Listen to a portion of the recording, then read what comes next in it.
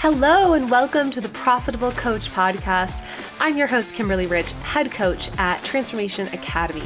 From seasoned experts sharing their hard-earned wisdom to rising stars navigating their journey, every episode uncovers the stories, strategies, and lessons behind what it takes to create massive impact and income as a coach.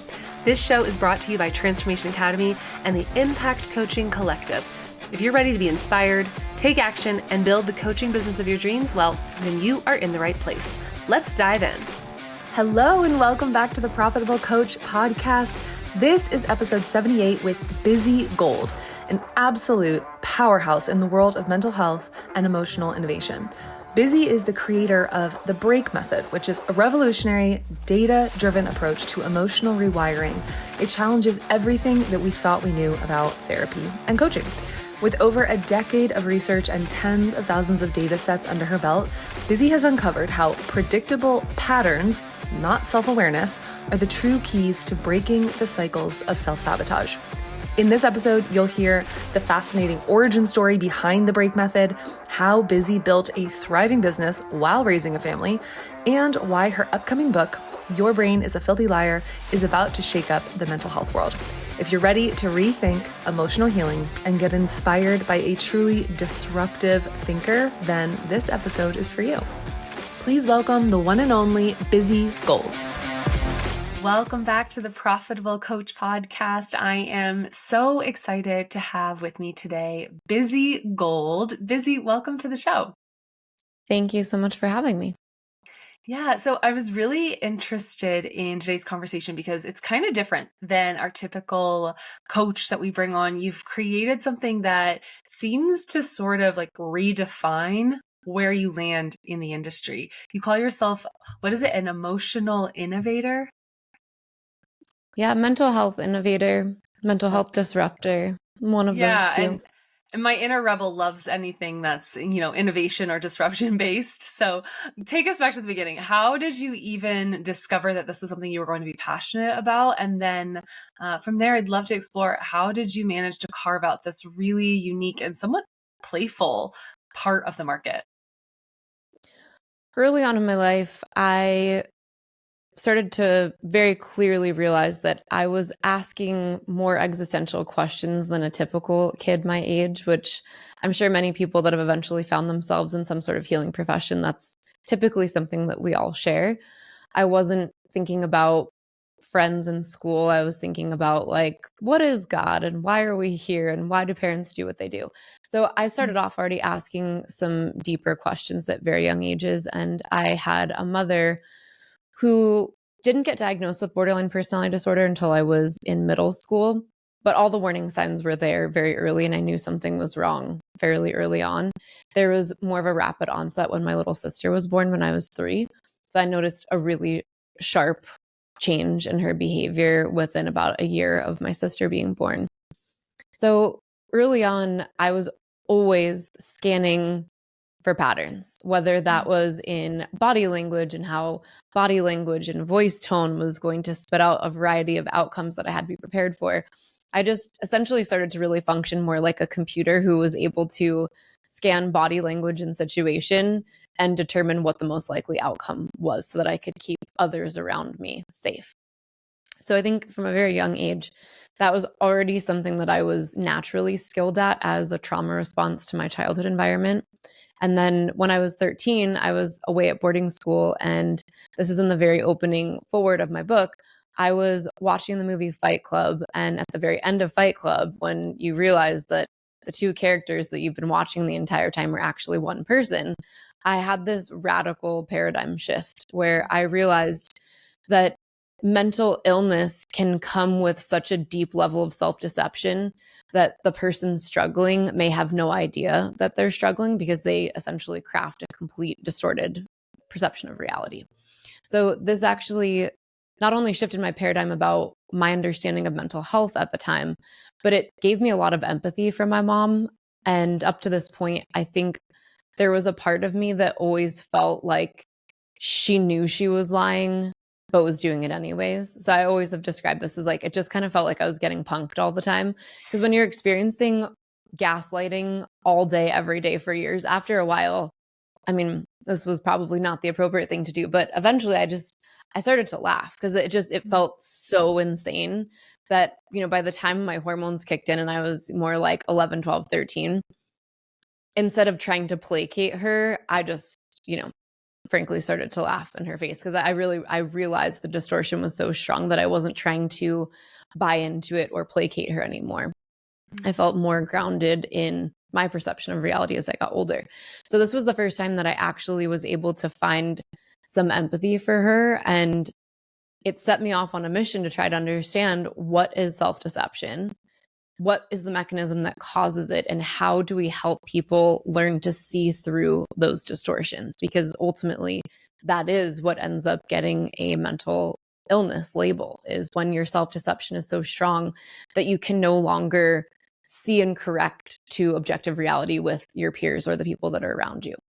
So I think I've been on this mission for a very long time, and my career has had a variety of twists and turns that seemed unrelated in the moment. And then years later, I realized how every single odd role that I found myself in all played a really unique part of what I was going to create. And I think sometimes, especially for entrepreneurs, it's common that you don't find your career, and instead you're kind of bouncing from one thing to the other, and you're kind of a little bit more like a tumbleweed.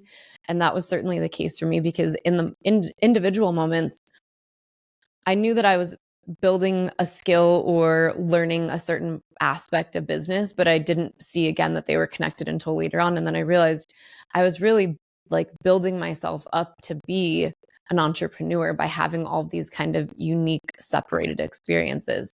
These experiences ranged from, I worked in celebrity PR for a long time in Los Angeles. I was a hypnotherapist. I ended up founding one of the largest yoga teacher training programs in the country and was lecturing all over on, of course, yoga as well. But my focus was mainly on energetic anatomy and leadership. I also went to acupuncture school. So there's like all these little random nuggets that ended up all coming together for me when in 2014, I was in an argument with a friend. And as I was having this argument with her, I started to see this diagram just kind of overlaid with my field of vision.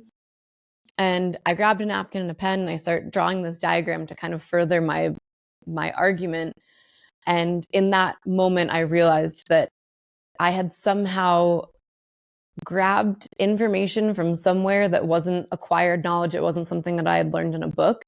And it really was just, it was like a small flicker. And then when I said yes to that small flicker, then there were all these other things that started to come in. And I went from kind of that writing on a napkin to writing about 80 pages in the 2 weeks after this of just content and terminology that I was seeing, diagrams that I was seeing. And I just kind of trusted the process. And I was like, I don't know where this is coming from, but I'm going to go with it.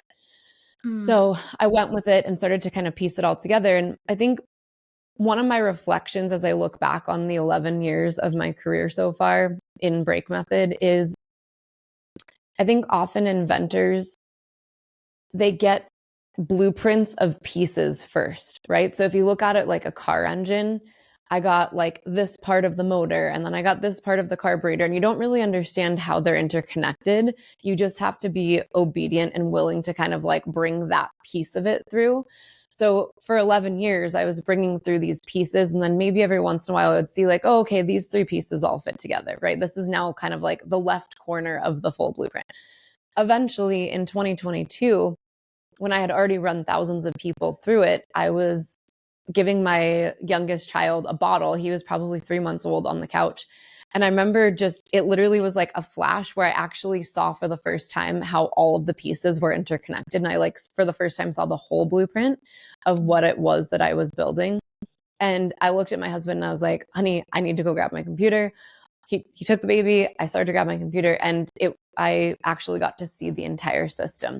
So it wasn't long after that I was able to start building out the algorithm and all of the tech platform that basically created that like houses this diagnostic system and then all of the other parts of the modality that go with it. So now it's been about 2 years of having the tech-based platform, the diagnostic model as well as the methodology. And yeah, I mean, if you had told me 11 years ago that I was going to become a tech founder and a mental health industry disruptor, I don't know that I would have believed you. But I think that just goes to show the entrepreneurial spirit. You have to have tenacity and kind of like keep going after these little pieces and not be overly concerned with needing to have all of the information first, right? And I think that's one of the things that tends to set entrepreneurs apart is we're willing to say yes and trust ourselves that we're going to figure it out as we go along and not necessarily delay ourselves and feel like we need to know what the path is that lies ahead. Because I think oftentimes people that find themselves more in a career where they're kind of slowly, methodically working their way up, they tend to fall into those careers because they want to know what comes next. So they end up holding themselves back. I've just kept momentum for the entirety of my career and constantly said yes and gone into it and trusted that I would figure it out as I go along.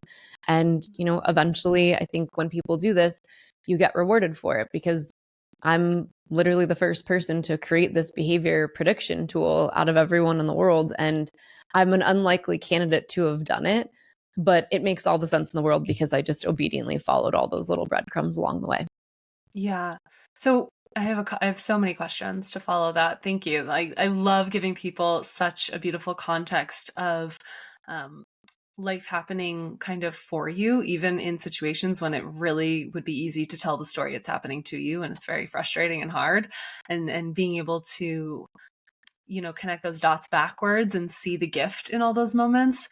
So my first question is how did you continue the momentum when you didn't have at least the next step, let alone the next 5 steps ahead of you?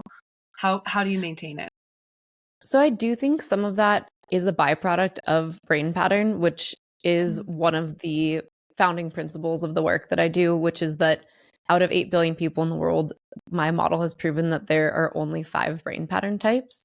So the brain pattern type that I am, which the vast majority of entrepreneurs, 95% or more entrepreneurs also have, it's not a skill that I had to acquire. In fact, I actually have to learn to slow myself down and hold myself back because my instinct naturally is to rush toward the danger and trust that I'm going to find a solution, which is similar for most entrepreneurs. That's typically what sets us apart.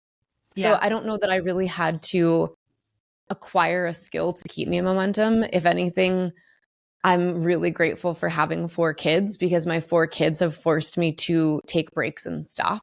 Because I think without having 4 kids, I might have just continued to push and push too hard and burn myself out in other ways. So I think my brain pattern actually, I required the opposite, which was I need certain things in my life that cue me to slow down and to stop just charging right toward the solution, because I am just a very solutions focused person, which I think when people inherently see the world through the lens of how they're going to fix it, you end up creating a lot of good solutions, right? A business typically is a solution to a problem. And frequently entrepreneurs tend to see the world through that lens of how am I going to fix this, rather than complaining about it or sitting and waiting and looking to somebody in hierarchy being like, hey, do you know how to fix this problem? Like we just naturally see the solution on our own. So I'm more grateful for the opposite gift, which is the 4 kids that have arguably slowed me down in beautiful ways and have given me these pockets of rest. I just turned 40 this year and I have 2 younger babies that are 3 and 4, and they're about 10 and a half months apart. And for their whole first 2 years, I was completely off social media. I deleted Instagram. I didn't look at it one time. I didn't post. I just said, these are my last 2 kids. I want to be as present as I possibly can. So I just shut it all down. And I only went back when my team was like, Biz, we love you. We need you back on social media. Like, it's been fun. It's been a real 2 years, but we really need you to come back now. So eventually I did that. And I think when you build a viable business model and it grows to such a point where you actually can essentially take 2 years off and you've built so much that it kind of organically feeds itself for 2 years and it can relatively sustain without you, that's when you know you've built something that can stand the test of time, right? But as with all things, if something can last for 2 years, growing organically without your presence, that's great. But at some point that fuel source is going to dry up. And for me, that marker came around 2 years where I had to go back in intentionally. But I think big picture, it gave me also a unique perspective to see my work from a different lens, which I also think is interesting, that during my time off is when I actually got to see how it was all interconnected. So, then I'm like giving my baby a bottle and I'm like, oh my God, epiphany, I see it all now. So it's almost like sometimes we have to separate from being in our work and we have to see our work from the outside looking in. And that was when a lot of the last little bits of puzzle pieces all clicked for me. Yeah, I love that. For whatever reason, a really like popular quote that's been coming into my field a lot lately is, and then on the seventh day, God rested. It's like in hustle culture, which is so, incentivized in today's society, like it takes some sort of mechanism for pause for you, the 4 kids, to really pull us away and give us perspective and give us that spaciousness for the epiphanies. So I love that you said that.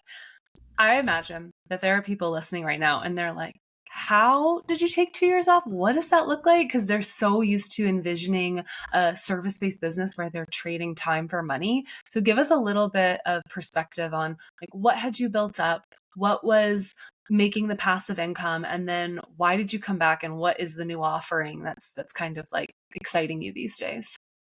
So I don't actually have any revenue models that are passive income per se. I think what I had built, with Break Method, we have a B2B and we've got a B2C side of the model. So we work with individuals, couples, and families to actually put people through our program. Then we also train therapists and coaches in our modality. So essentially, if you build a model where people are coming in and then people are referring out other clients, and you've built up people within your company to deliver services similarly to how you would, then technically that model can relatively sustain without you. So we maintained obviously paid ads. So paid ad strategy has always been a large part of Break Method. So that was able to continue on without me being on social media. So that continued. So that's one feeder pool, obviously. But you can get yourself to a place where, I've been on so many podcast episodes that eventually someone, whether it's in somebody's archive or they Google something or they hear referral, basically you're out there in so many different areas that even if I personally am not showing up on social media, people are still able to find me fresh. And as long as you built the correct system, they're able to find you, go to the website, and basically still get pulled in the same way that they would if I was on social media. So I think for me, the 2 years of just being kind of off, eventually that well is going to dry up because you're not on new podcasts, you're not participating in relevant conversations that are happening on social media, etc. But the advertising was still going in the background. So clients are still coming in, they're having an amazing experience, they're referring new people. So that just continues to feed the system. Obviously, results speak for themselves. So when results are happening, then people are like, oh my God, what did you do? So then from that, we've actually gotten quite a few therapists that are like, I've been working with this client for 15 years and they started to do Break and all of a sudden they're better. Like, I need to learn how to do that. So that is all the kind of stuff that's able to happen without me personally being on social media. I think the part that you end up losing is that when you lose contact with the founder, sometimes it can be challenging for people to understand the culture of what they're participating into. So I think that's really what had to come back after 2 years, is that when you're running a bunch of Facebook ads, I'm not on the Facebook ads, right? So people aren't coming into the program because of me, they're coming in because of the program, which is great, right? If something can sustain without the face of the founder, then you have a real brand. So that was great that it didn't need to be me to bring people in. But eventually then people take the program, they're learning from me every single day. So then they're like, oh, I want to go see what Bizzie's up to on social media. And then it's like, oh, she hasn't posted in 2 years. So eventually that was part of the reason that I had to get back on, is that, you've got all these people that they're engaging with me in my kind of evergreen form. And then they want to find ways to connect with you outside of that evergreen format. But if you don't engage, then there's a little bit of a disconnect. So I was able to get away with it for 2 years, but eventually you need to close that feedback loop where people they know who the founder is and like what your life is like and who you are as a person, what you believe in. And those are all the things that I think just it keeps momentum in the community rather than it being necessarily a primary source of income generation. It's more just that it keeps nurturing the system itself. But I think for anyone who's listening now, to have something that sustains without you, or that you can step back from and it's maintained, it requires that you put a lot of groundwork into the ecosystem that you're building, training staff, that you've got systems in place. So I'm grateful that those are all things that we started to develop early, where we have people that are able to do behavior strategy, because now I mostly work with private clients and trained therapists. And then we have a full-time staff that does all of the program delivery. And I'm there, of course, to support them if they run into a problem or if they find themselves stuck on something. So I'm there to support them, but we have a full-time staff that does all of the deliverables so that I can work with private clients and with therapists. And I imagine the staff are people who have been through the certification and training program. Yes. So we only hire from our graduate pool from the certification program. And typically it's about 50-50. A lot of times we'll get people that come in as a client first, they graduate, they change, then they become certified. But we also have the other 50%, which just heard about it either through an ad or through a client referral or from watching their own client transform. And they're like, I'll have what she's having. So we get a lot of that as well. So that certification model, you can start anytime online, and then you do have to select an in-person graduation. It's really important for us that we are able to connect in person with every single person that's going to be carrying our name. I care a lot about what we've created, and we don't ever want to become just a McDonald's style certification. Our program is really challenging. I've seen it really push the limits of many therapists and doctors that have come in that have left saying like, that was the hardest thing I've ever done.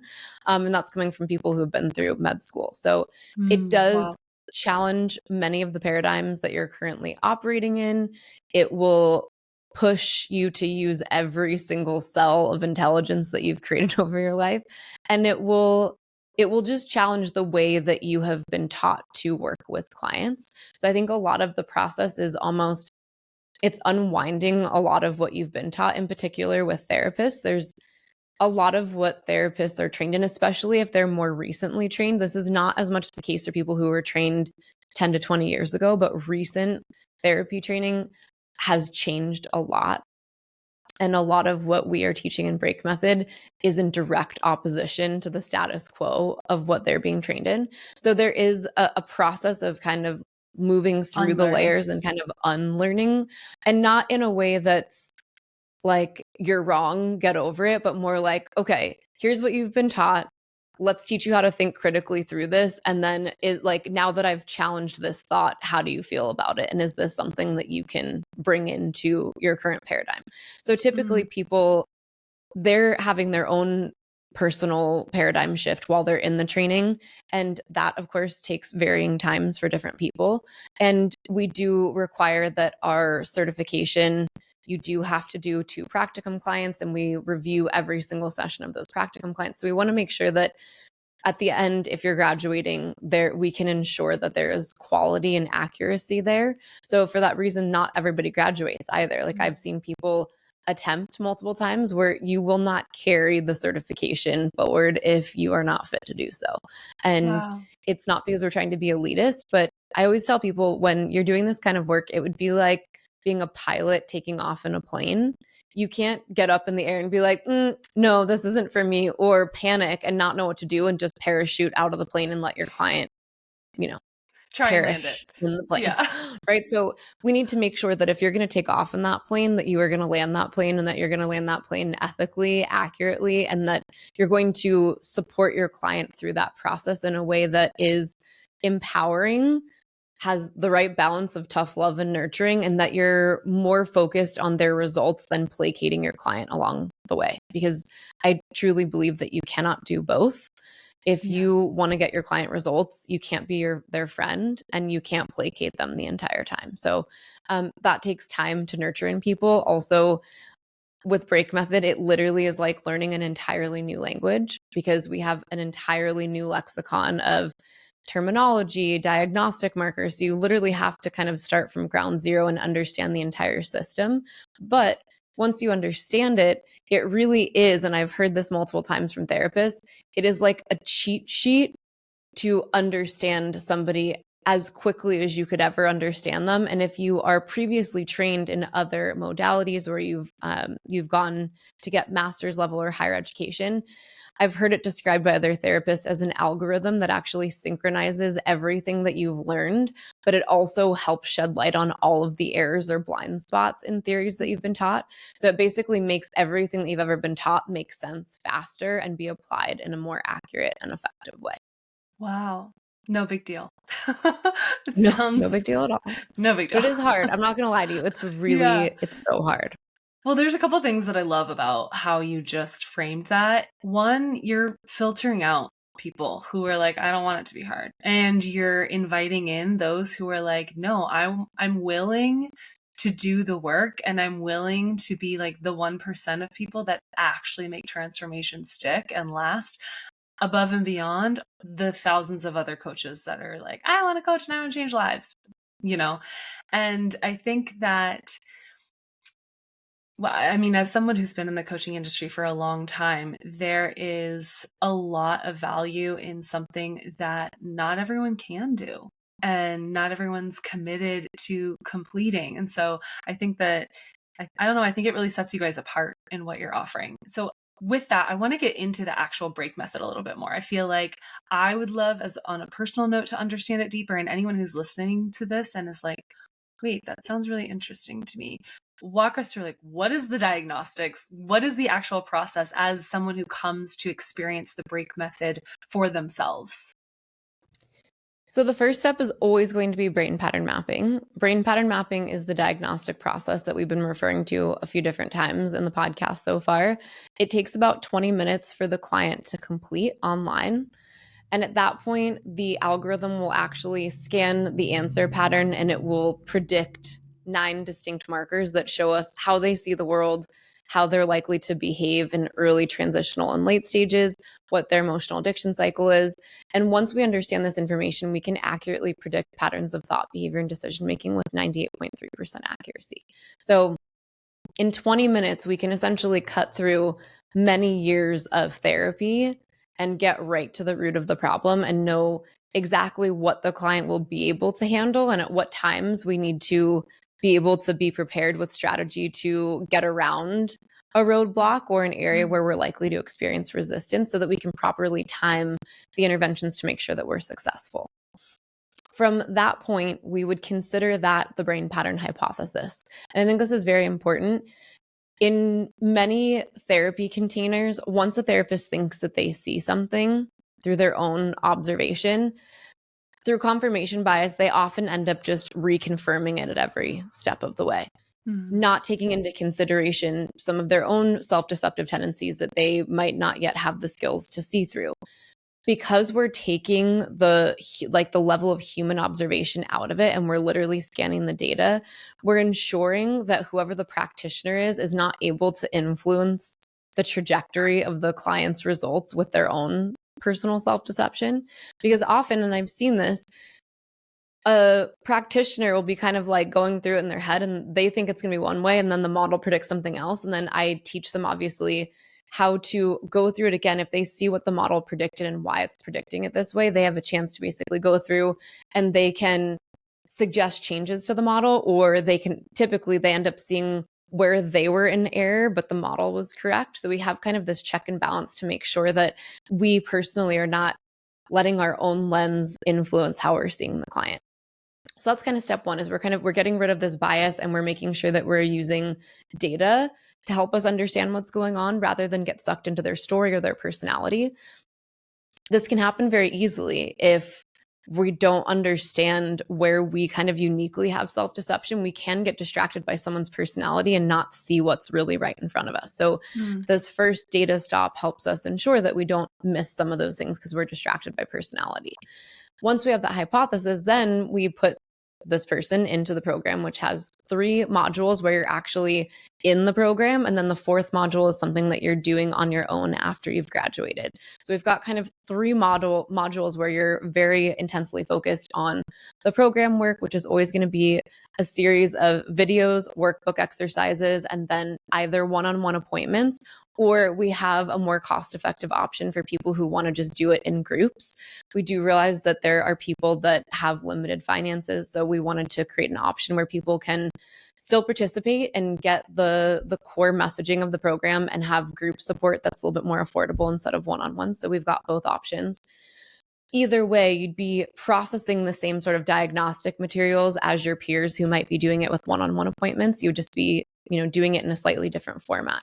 But throughout the modules, you're always going to be learning a concept, learning how to apply it in your life, doing the workbook exercise, and then you have the corresponding diagnostic tool for that aspect. So every time you're moving through an aspect, it's like you're collecting these puzzle pieces, but you don't know what the puzzle looks like. So you're not able to influence where you're going with it. And I think this is very important because often if people know what's being asked of them and how it's going to be used, they can actually step in and manipulate or steer the process.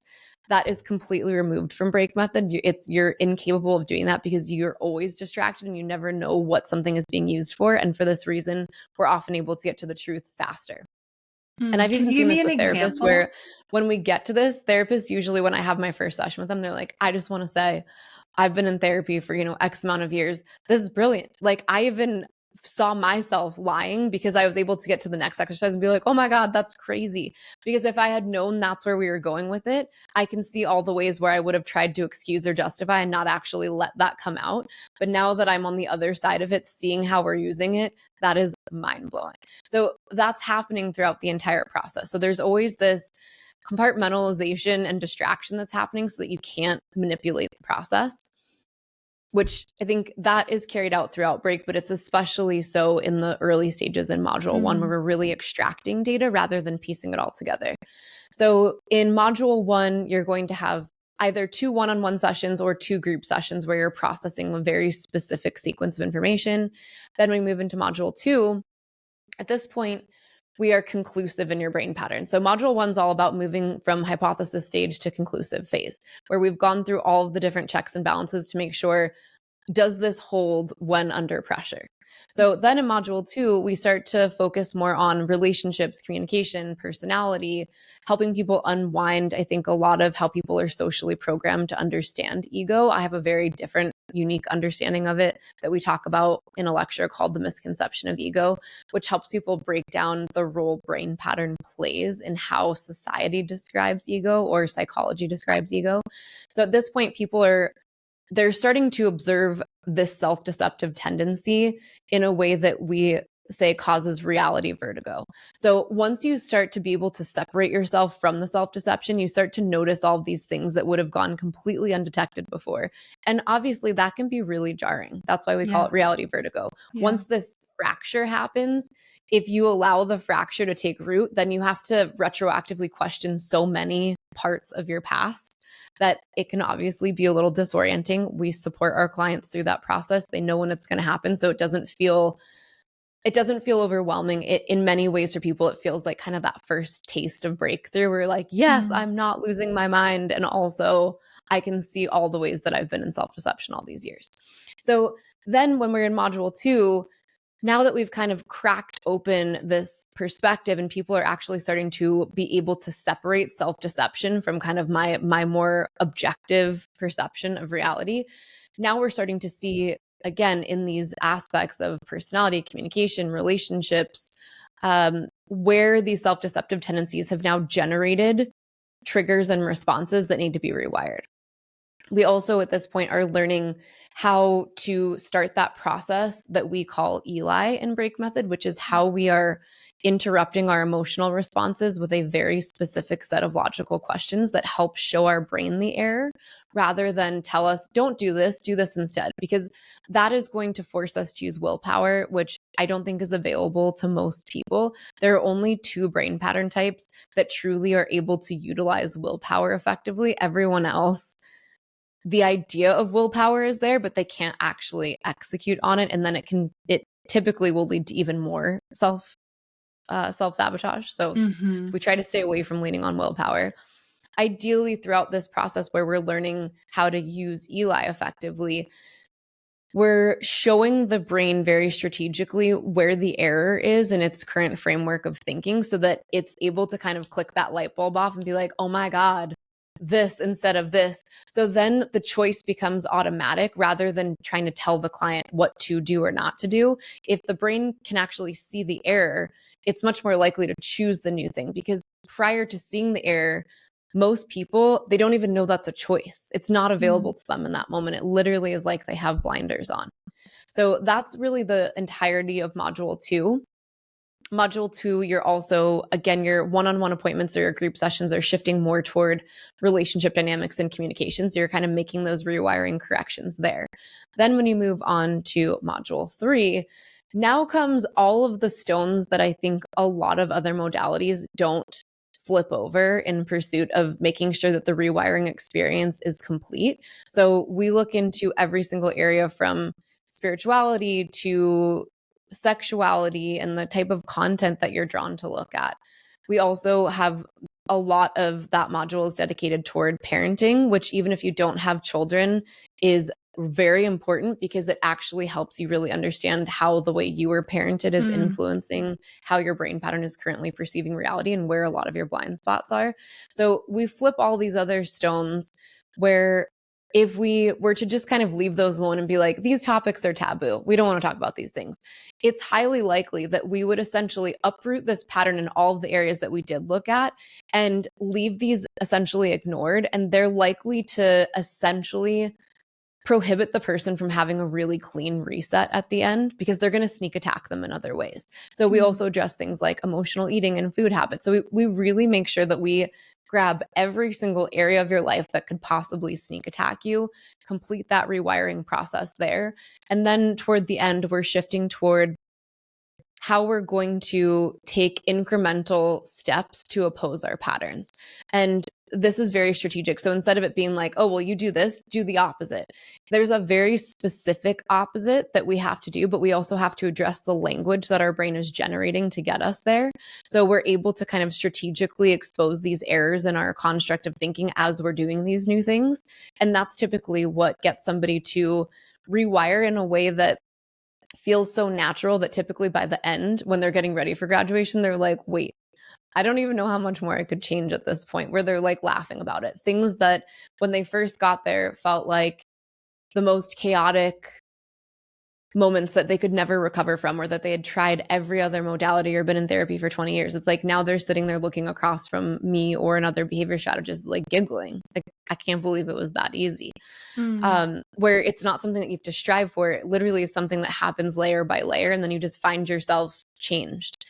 Then is when we start our 30-day rewire sprint, which is that very last module that you're doing mostly on your own. You do have some support from our team to make sure that we don't need to change or tweak any strategy. And that's where you're really running hard and fast at a very specific strategy that covers every single area of your life to make sure that all the changes that we made become hardwired and who you are from this point forward. And I just want to emphasize one thing here. A lot of times people will hear when I say that I can't even imagine how much more I could change. And that scares them, right? The idea that somebody could literally end up at the end of the program somebody else. I want to remind everybody that's listening, when you do the right type of work, like what Break Method is, it's a process of restoration. So we're not turning you into somebody else. We're restoring you back to who you were always intended to be when you were born. And your life circumstances and parents' emotional dysregulation started to little by little chip away at how you were able to see and engage with your world. So all we're doing is restoring you back to who you were always meant to be, rather than making you somebody else entirely. I love it. And so for people that are part of the certification track, are they doing all of the modules and then there's like an added portion afterwards or in conjunction with each module? How does that work exactly? So the certification has 2 levels. Level 1 is just that front-end diagnostic model. It's its own animal entirely. If you do just the brain pattern mapping certification, that does not include the whole program, because you essentially just learn what is the problem, but not how do I fix the problem. So we do have some therapists that do this because they like the modality that they use, but they want the insights of the diagnostic model. So that's fine.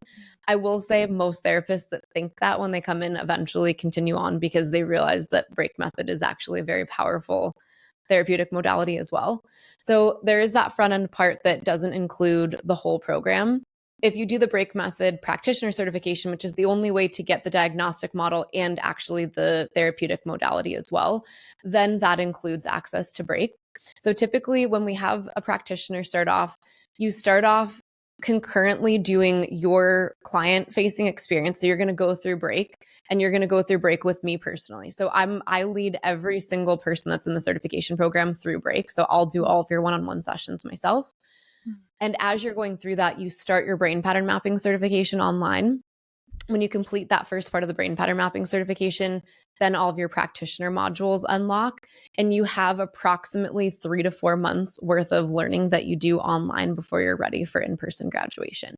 So all of you, that's all paced so that we make sure, for example, on our side, we're making sure that the timing is right. So ideally, you have to be in module 2 to be ready for practitioner training. Because we have had some people like breeze through and go probably too fast, frankly, on the brain pattern mapping certification.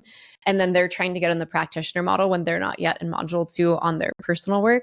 So we make sure that those things are all timed correctly, because the practitioner training won't make the sense that it needs to unless you're far enough along in break personally. So we make sure that all those 3 tracks are all properly timed. And we do have 2 in-person graduations per year. We're likely adding more next year, but our soonest one is in August, and then the one after that is in February. So typically August and February are the 2 graduation dates that you can attend. And it's a 3 full day graduation.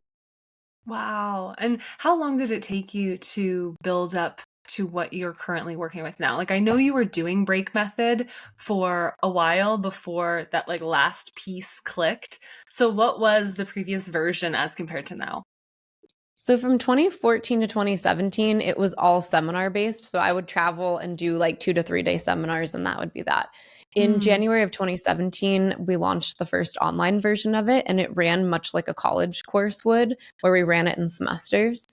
And we ran 4 times a year from 2017 to 2022. So, and most cohorts had 250 to 300 people in it. So obviously there are a lot of people from 2017 to 2022. And then in 2022, we started to offer an evergreen model where you were able to just start whenever you wanted. And it was all one-on-one sessions. So from 2017 to 2022, it was all group work. So it was all small group sessions. So we met on small groups every other week, I think, for 3 hours. And everyone would kind of be present to everybody processing. So that's how I personally was able to do it for so long. I think for the first 3 years, it was just me. And then from roughly like 2020 to 2022, then we had 3 other practitioners that were running small groups. But I did a lot of it by myself for the first few years, which was a wild time. Wow. But honestly, some of my favorite times, really. And the one-on-one model works great. And it's great to be able to get people what they need as soon as they need it, rather than having them wait for a semester start date. So since then, we've had thousands more clients come through. And the one-on-one model works great, but we've actually just gone back to launch the online only model, which is more that cost-effective option for people who can't afford the price point of the one-on-one sessions. But I ultimately don't want to rob from understanding the material. So we are officially relaunching that actually next week, which I'm really excited about. Wow. So what were some of your earliest hires? And then who did you continue to bring on over the years to support you? So early on, I hired one of my graduates as my admin because she understood how the program worked. She was very, very type A controlled, which is not at all who I am. So I knew I needed to bring someone on who could keep me organized and run administratively. She's still with me today. So she's been with me since 2017. I actually officiated her wedding. So we've been in it for a long time. And she's now also in the practitioner track as well. So that was my first hire. Shortly after that, I hired 2 other people that I mentored to do the work that I do to actually be facilitators. So in those early years, we called them facilitators, and typically we'd either pick them out from a graduate group, or I, met them in some other capacity and mentored them into that role. We ran with more of that facilitator method for about 3 years until we started to do the one-on-ones, and then really started the process where I had to spend more time mentoring people to do the type of work that I was doing, because the work was getting more specific as I was developing all of the other parts of the diagnostic modality. Suddenly nothing was general. Everything was very specific and very individualized. So that required more training on my part.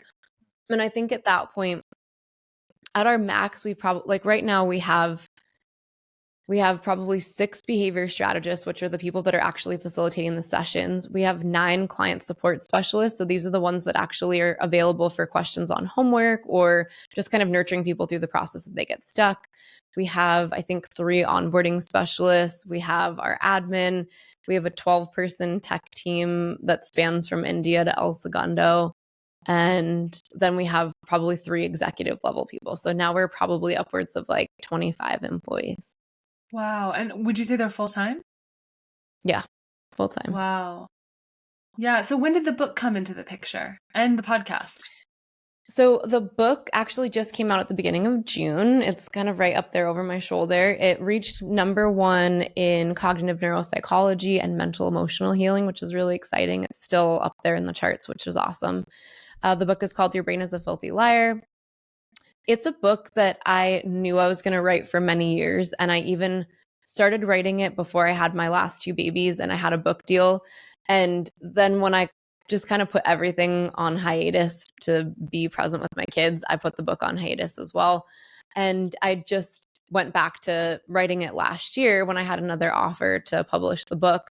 And I originally started to go back to it, trying to just pick up where I left off. And I realized kind of by chapter 6 that my perspective had grown and evolved so much that I was trying to write a book that wasn't me anymore. So I started from scratch, and I'll grab it down so you can see it. It's a big book. Hold on. I mean, I love all of the branding. I wanted to ask you about this. Wow. Yeah. That's a big baby. So, holographic font. Right? So good. So good. Who was the publisher? So it is over 700 pages. So it is not a short read. It's a bit more of a textbook. Essentially, with this book, it helps people understand all of the foundational aspects of brain pattern mapping and break method. And it gives you a bit of a cheat sheet so that as long as you know what your brain pattern type is, the majority of the book is all geared toward each specific pattern. So you essentially could go to all the chapters for your specific pattern, and it exposes all of your self-deceptive tendencies, how to get out of them, what language to use, what pattern oppositions to do. So it's very prescriptive in how to fix it. So the majority of it is not what's the problem and how to understand the problem. It's like, how do we fix this as quickly and efficiently as possible? So would people have to go to your site to take the diagnostic test to understand what their brain pattern type is? At the beginning of chapter 8, there's a little QR code that you would scan to be able to go do your brain pattern mapping test so that you can understand what your brain pattern type is. Once you scan that, you would know what your brain pattern type is. And just to give you some perspective, so here's the halfway point in the book. Literally all of this is how you fix it, broken down by pattern type. So a lot of the book where it's kind of digging into the why and the foundations, where you have to kind of put more of your academic hat on, that's really just the first half, and the second half is very action oriented. And here's what you're going to do, and here's why it's going to work. Report back in the next chapter. So all of our practitioners do have to read this book. So even if, you were coming in to get certified, we would make sure it includes a copy of the book. So we would send you a copy of the book so that you can start reading. Love that. For anyone who has gone to therapy, or I don't even know what you would call it, gone to get their master's, to be a counselor, be a therapist, etc., or maybe even their PhD, what do you say if they give you pushback about not having gone? Because I don't believe you didn't do that, right? No. This just was channeled through you and to you. So yeah, I think big picture, one of the things that I try to focus on, and I have an episode on this in my podcast. So my podcast that just came out recently is called Decoded, Unlocking the Secrets of Human Behavior and Emotion. And I have an episode, it's episode number 3, called Big Academia. And it does talk about how academia, unfortunately, whether we like to acknowledge this or not, really functions like a funnel. And it does cause paradigmatic entrenchment. And it actually is one of the facets that's intentionally perpetuated in academia, which is they teach you how to think and they teach you what the boundaries are of the paradigm that you're supposed to operate in. And whether overt or covert, there's a variety of structures that prohibit or incentivize you not to push against those edges for fear of being ostracized by your group, or for even just be flat out called, pseudoscience, etc.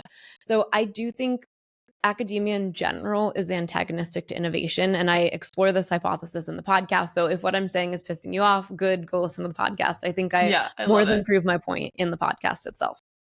So I think where we are today, many of the people that are likely to truly innovate and solve problems extrinsic to the paradigm, they are the ones that aren't necessarily going to have the credentials. They're not going to be the ones that are thinking within a set framework. And that is ultimately why they should be trusted. That's why we should be able to create these sort of cross-disciplinary relationships, because if you are put into a funnel, you're much more likely to think in that funnel perspective, because that is part of what academia does by nature.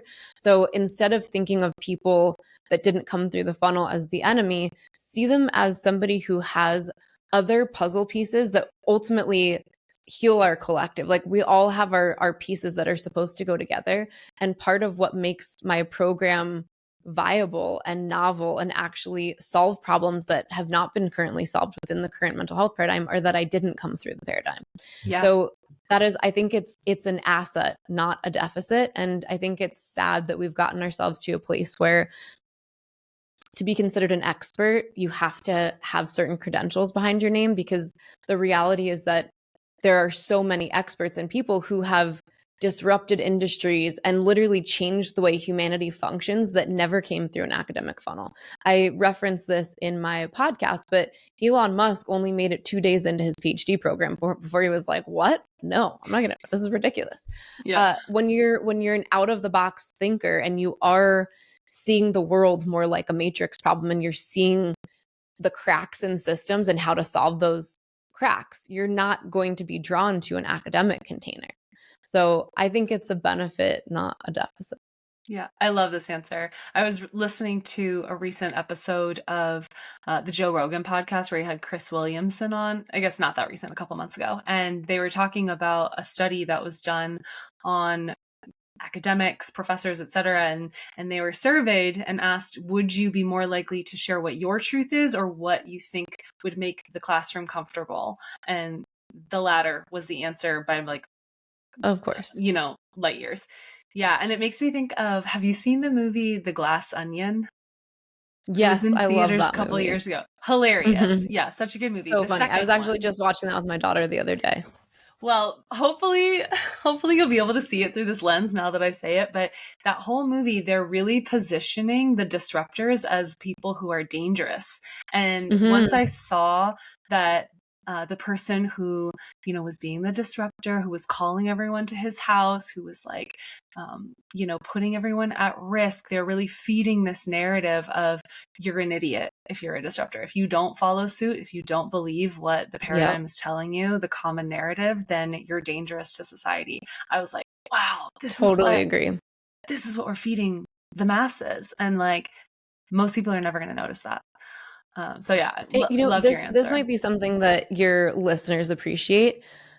I know so many therapists who have relinquished their credentials on purpose, even after years and thousands of dollars spent, because they feel that they are prohibited from being able to ethically do their job if they carry those credentials. So I mean, just chew on that for a second.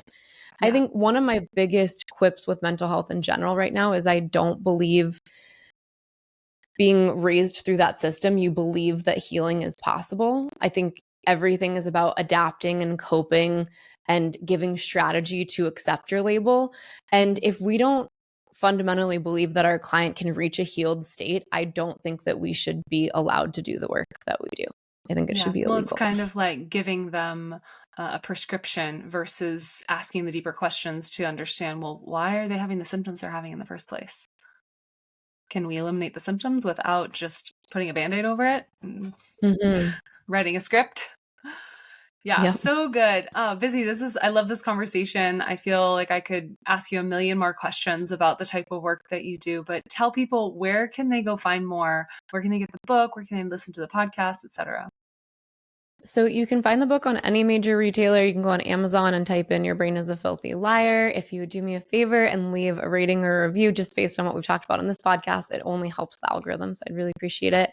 You can learn about my certification program at breakmethod.com and just click the certification tab. And then if you're interested in doing it as a client, there are a bunch of different links that you can go to, but the easiest would be to click on programs and then just pick which program is the best fit for you.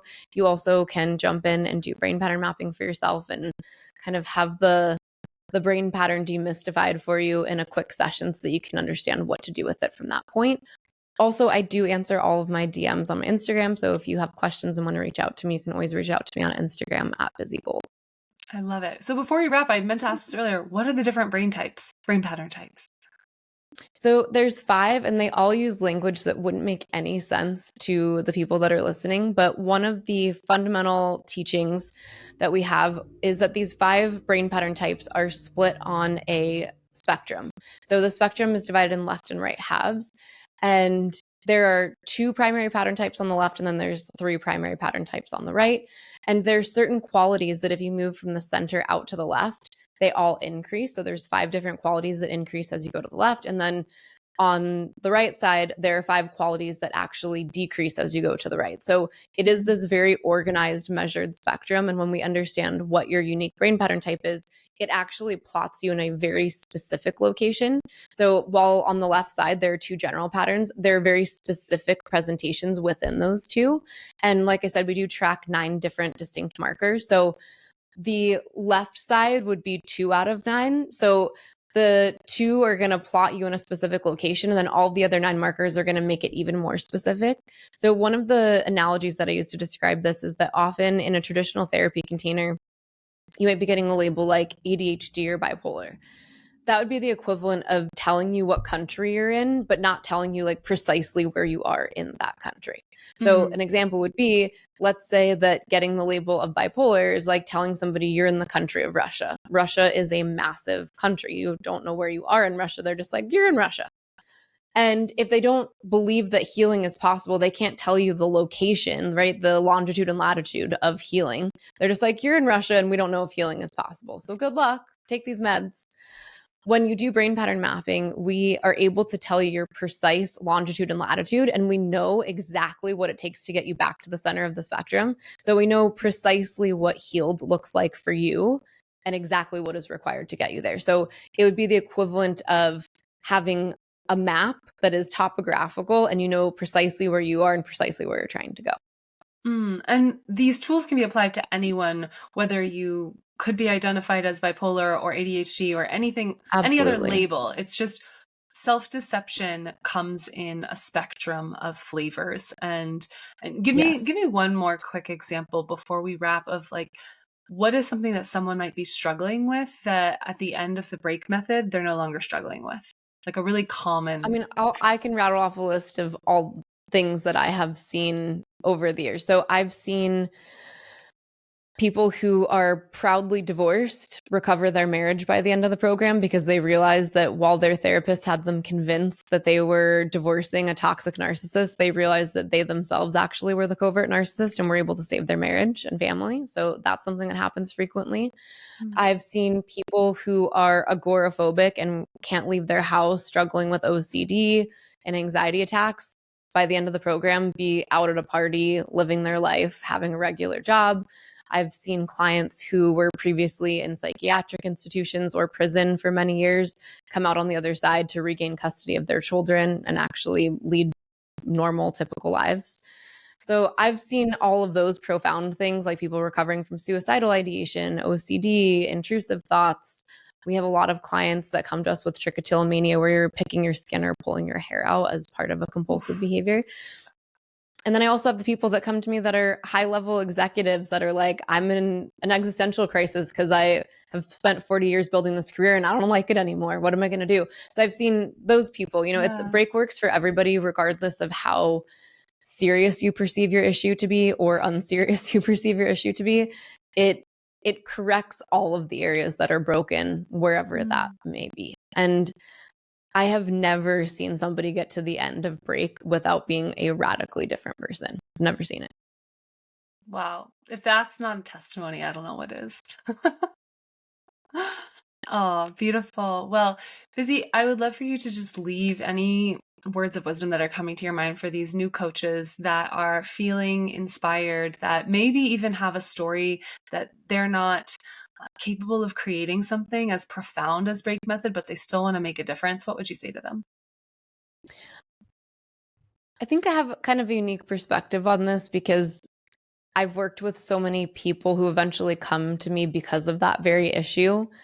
Or even I've worked with a lot of people who originally were coaches that were like trying to create that thing because social media made them feel like that's what they were supposed to do. And eventually found me and they were like, well, why would I create this thing when you already created the thing? Like, I just want to thrive with your thing. So I think, my take on it is if there's something inside of you that you feel led like destiny to pursue, by all means, go keep creating that thing.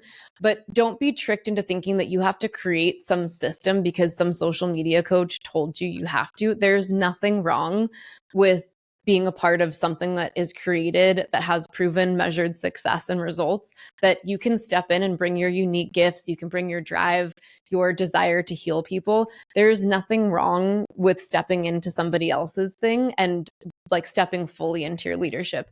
For a lot of brain pattern types, that's actually a more viable option than trying to kind of figure it out on your own or feel this pressure that I have to create my own thing. For a lot of people, it's just frankly not viable. You're going to spend a lot of money and potentially waste a lot of time trying to build something that may not provide the financial income that you're looking for if you just went into somebody else's program that has a proven model. So, if I don't want to discourage you, if you do feel that calling that you want to bring this thing through that you feel really led to, by all means, go for it.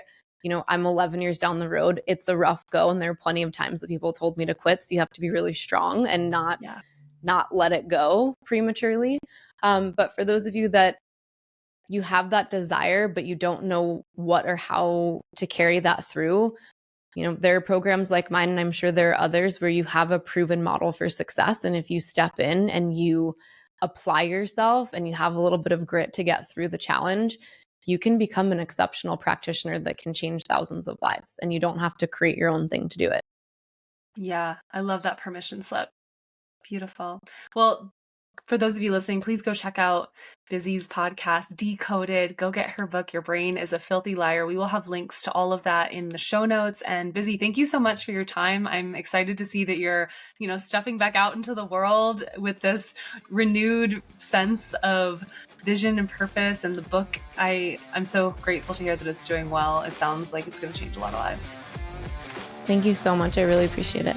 Thank you so much to Bizzie for this incredible episode. If you want to check out her book, Your Brain is a Filthy Liar, and get access to anything else that we talked about inside of today's conversation, head over to theprofitablecoach.com/078. Thank you so much for being avid listeners. If you like the show, do me a favor, head over to your podcast platform of choice and drop us a review, give us a rating, let us know what you love and what you'd like to hear more of. We're always looking to add conversations to the platform that you can use to grow and thrive in a profitable coaching business. Thank you so much for tuning in, sending you so much love.